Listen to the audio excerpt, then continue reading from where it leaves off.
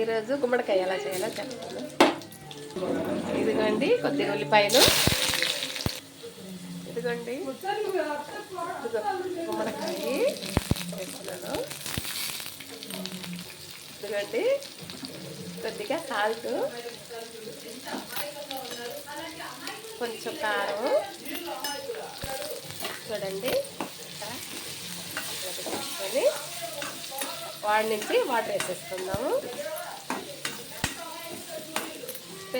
కూర గుమ్మడికాయ అండి, ఇది చాలా బాగుంటుంది.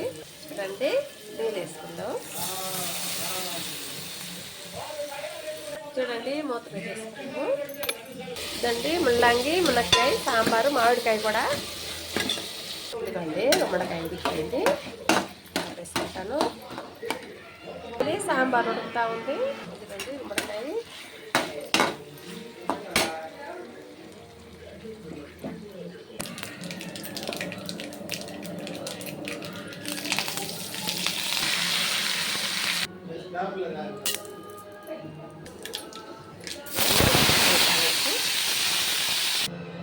ఇంకోండి సాంబార్ అయ్యింది.